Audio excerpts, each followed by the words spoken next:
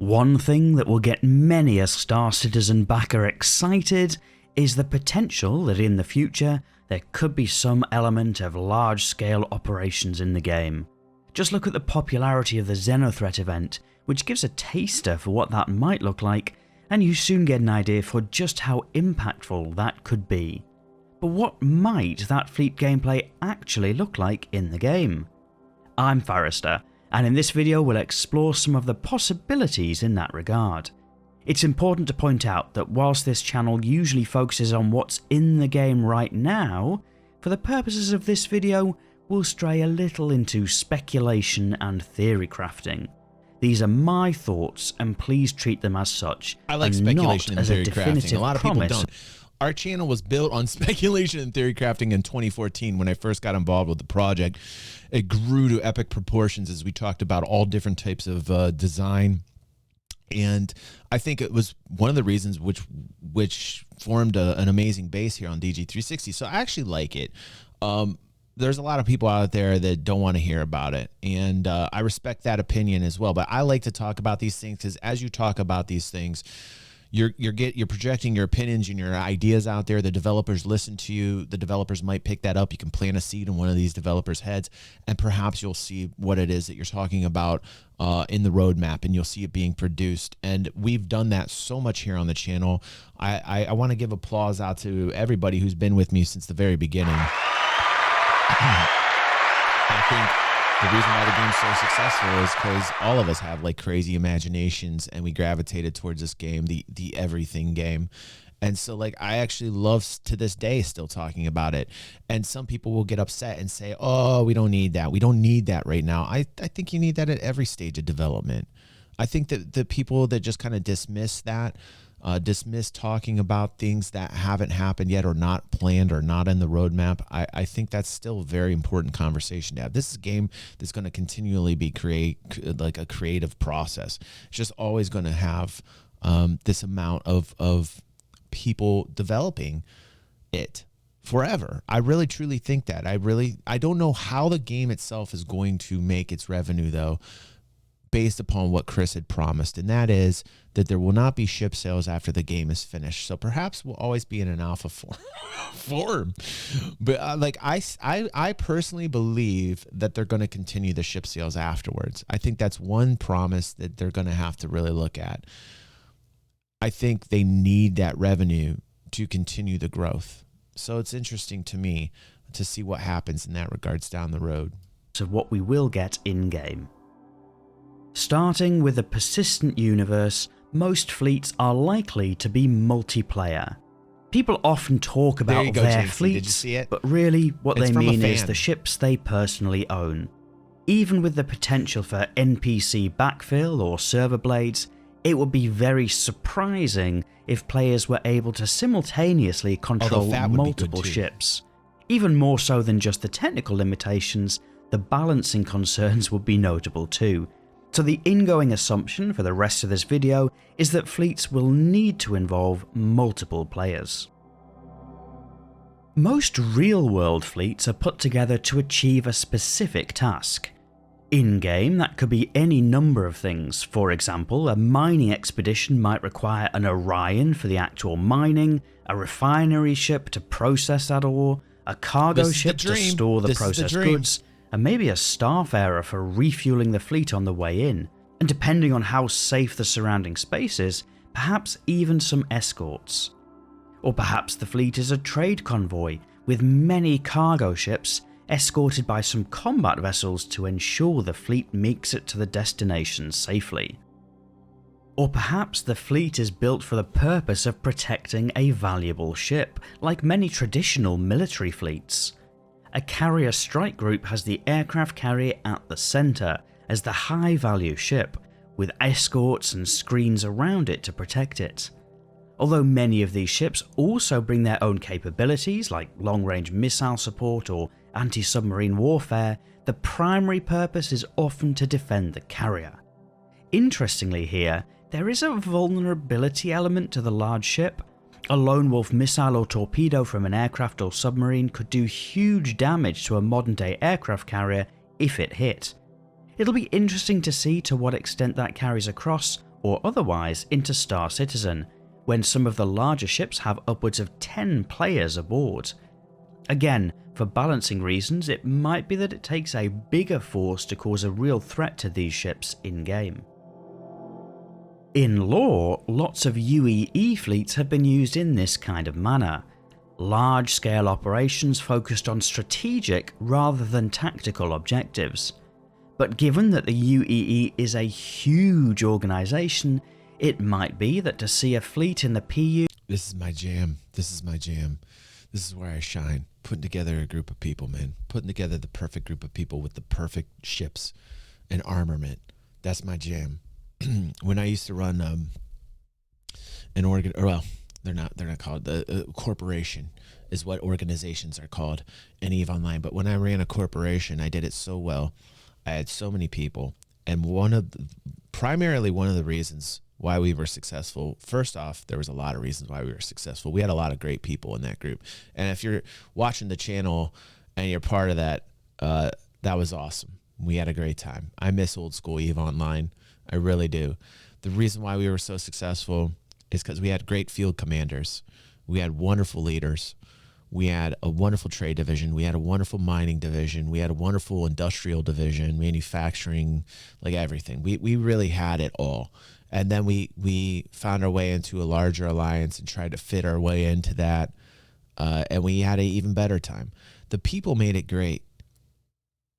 But man, every time I got involved in an alliance war, because those are where, you know, the server completely lags out and you're dealing with hundreds and hundreds and hundreds of people in EVE Online. Dude, there was a feeling, there was a vibe, there was electricity. There was, like, at those events, those would be like all day events, sometimes 2 days. Like I put 10 years into EVE Online. Some of the best times of my life, man, really. Just chilling out in EVE Online. Well, I never was chilling. I always was working. But I loved it. Great group of people. And when I saw Star Citizen hit, and when Star Citizen land from the hangar module and arena commander to actually playing the game in the PU, what a jump. What an amazing vibe that was. And then I thought about fleet battles, and it really, like, the entirety of 2014 through 2016, this is kind of what drew me in. These large fleet battles with hundreds, maybe even thousands, if they do this right, people all in larger ships, all crewed together in such a way that combined, like, the symbiosis of every member of your team, making sure that you have the right person for the right job. There's a seriousness to that level of gameplay. It sounds not fun, but it is amazingly fun when you get a cool band of people together and you do cool things together and you're involved in crazy events like these. That was the juice for me with Star Citizen, and to this day, it still is. I love this conversation right now. Who is this? Is this Forrester? Let's see here. I remember that whole thing with Avenger 1 and Forrester a while ago. But yeah, that's Forrester. I like this. I like this video. Is a rare sight. Thank and you, where a Mostly fleet Beef. is deployed, And thank it's you, likely Fingers. to be fielded by an organization of players working together in real time What's up, with Cryo? a clear, specific mission in mind, like making some big credits, or woe betide, hunting other players. There's some indication that there could be some nice developer-supported opportunities to put a fleet together too. Events like the Xenothreat Incursion are a good example, where many of us have already put together our own mini-fleets to join the event. Squadron 42, on the other hand, might offer much more potential for large fleet actions. It's much easier to implement as it doesn't require... The briefing room, that was the jam also. Like, this briefing room brings back memories of Wing Commander and everything I felt when I played Wing Commander, and I want it with other people.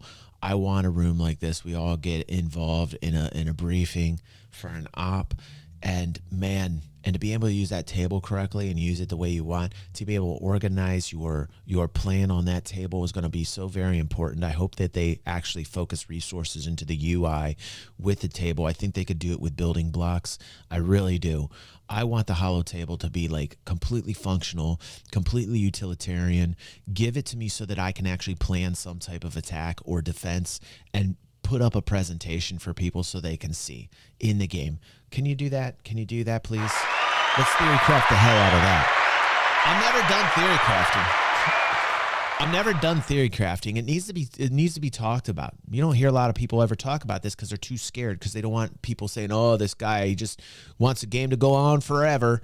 Yeah, I do. I'm patient. I'm cool with it. I can talk about these things. I want new things. I'm going to continually look at things, and I'm going to put myself in as a gamer, and I'm going to say, hey, this vibe right here, this picture right here totally makes me feel like when I was playing Wing Commander and you were in that briefing room. Totally.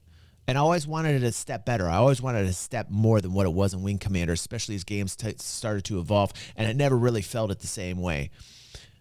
And this is what I want. I want a completely functional hollow table. Easier to implement as it doesn't require organising other players and can be highly scripted, not to mention running the assets can all be done locally rather than requiring a heavy load being placed on servers. Personally, I'd not be surprised if we saw some epic fleet battles in the Squadron campaign, with players perhaps flying a solo fighter through some big action going on. Long story short, I would expect that player fleets will have their place amongst highly organised multiplayer gameplay at the top echelon of PU activity. It would be much smaller than EVE Online fleets, with much fewer ships than the actual number of players involved, considering that larger ships may need multiple players aboard to make things happen. Fleet operations would be very cool to be involved in when they happen, but most of the time, players would expect to only encounter 1 or 2 ships, rather than these expansive groups. But those are just my thoughts. I have no extra specialist knowledge, and this has been a little speculation only. So what do you think? Are you excited to see big fleets in game? Do you think, like me, it'll be a rarity, or maybe commonplace to see? It'll eventually be like a commonplace thing. Land ownership's going to play a huge role into like fleets. And obviously the technical hurdles like server meshing, player entity streaming, persistence. There's a whole bunch of things that are involved that are technical hurdles. But beyond the technical hurdles, what I'm looking at in terms of what I want from this gameplay are thousands. I think many of us want that. I think many of us want huge epic fleet battles. And I think it will be the main stream thing eventually down the road when those technical hurdles are solved, like way down the road. And land ownership will play a huge role. Ownership period will play a huge role. Assets and resources, trade, the very things that are manufactured, as well as owning land where you can store your assets. That type of level of gameplay, when those mechanics are added, will add such a huge element to the game and will bring about these fleet battles organically. Because you're going to have orgs fighting over the resources. So yes, I don't think it's going to happen anytime soon. But like, as I look out into the future, that's what I see. I know that Chris, most of the developers at Cloud Imperium, they feel the same way. And that's why I support the title. That's why I continually focus on Star Citizen. That's what I want out of my gameplay. That's what the developers want out of the gameplay. And they reconfirm it all the time and say, yes, we understand what you want. We're going to give you that. That communication between the developer and the gamer is paramount.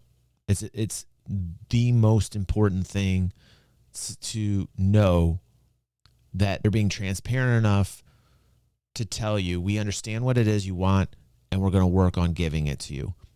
We just got done watching a Frontier development video on Elite Dangerous. We talked about the pitfalls.